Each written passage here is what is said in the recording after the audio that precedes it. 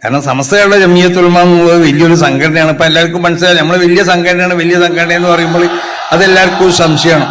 ഇപ്പൊ എല്ലാവർക്കും മനസ്സിലായില്ലേ, സംഘടനന്റെ വലിപ്പം മനസ്സിലായാലും എല്ലാവരും ഇവിടെ കൂടിയതൊക്കെ സമസ്തന്റെ മക്കളാണ്.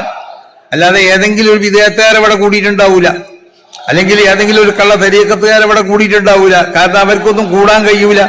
അപ്പൊ സമസ്ത കേരള ജമിയത്തുൽ ഉലമയുടെ മക്കളാണ് ഇവിടെയൊക്കെ കൂടി. സമസ്ത കേരള ജമിയത്തുൽ ഉലമയിൽ നിന്ന് താൽക്കാലികമായി വിട്ടുനിൽക്കുകയോ അല്ലെങ്കിൽ വിട്ടു നിർത്തപ്പെടുകയോ ചെയ്തതായ വ്യക്തികളോ അല്ലെങ്കിൽ സംവിധാനങ്ങളൊക്കെ ഉണ്ടെങ്കിൽ അവരൊക്കെ ആവശ്യമായ നിലക്ക് സംഘടനയുമായും കൊണ്ട് ബന്ധപ്പെട്ട് ആ പ്രശ്നങ്ങൾ തീർക്കാൻ വേണ്ടിയിട്ട് മുന്നോട്ട് വരണം എന്നുള്ളതാണ് പറയാനുള്ളത്. അപ്പോൾ അങ്ങനെ ചില സംവിധാനങ്ങളൊക്കെ സമസ്ത കേരള ജമിയത്തുൽ ഉലമ വിട്ടു നിർത്തിയിട്ടുണ്ട്. അത് വിട്ടു നിർത്തിയത് അത് പ്രശ്നം പരിഹരിച്ചുകൊണ്ട് സമസ്ത കേരള ജമിയത്തുൽ ഉലമയിലേക്ക് അവർ തിരിച്ചു വരണം എന്നാണ് അവരോടും പറയാനുള്ളത്. വ്യക്തികളാണെങ്കിലും അങ്ങനെ തന്നെ. കാരണം സമസ്ത കേരള ജമിയത്തുൽ ഉലമ എന്നുള്ളത് വലിയൊരു സംഘടനയാണ്. ഇപ്പൊ എല്ലാവർക്കും മനസ്സിലായി, നമ്മൾ വലിയ സംഘടന എന്ന് പറയുമ്പോൾ അതെല്ലാവർക്കും ഒരു സംശയമാണ്. ഇപ്പൊ എല്ലാവർക്കും മനസ്സിലായില്ലേ, സംഘടനന്റെ വലിപ്പം മനസ്സിലായാലും എല്ലാവരും ഇവിടെ കൂടിയതൊക്കെ സമസ്തന്റെ മക്കളാണ്.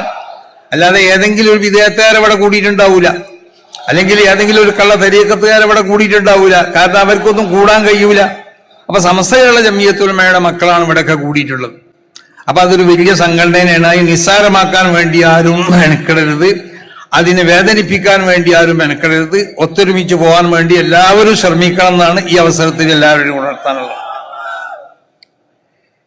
അപ്പൊ അതുകൊണ്ട് ഈ കാര്യങ്ങളൊക്കെ അത് പ്രധാനമായി ശ്രദ്ധിക്കണം എല്ലാവരും എന്നാണ് എല്ലാവരോടും ഓർമ്മപ്പെടുത്തുന്നത്. പിന്നീട് ഇവിടെ ചില പ്രത്യേകമാവുന്ന പദ്ധതികൾ സമസ്ത കേരള ജമിയത്തുൽ ഉലമ 100ാം വാർഷികത്തോട് അനുബന്ധിച്ചു കൊണ്ടിട്ട് തീരുമാനിച്ചിട്ടുണ്ട്. അതിലേറ്റവും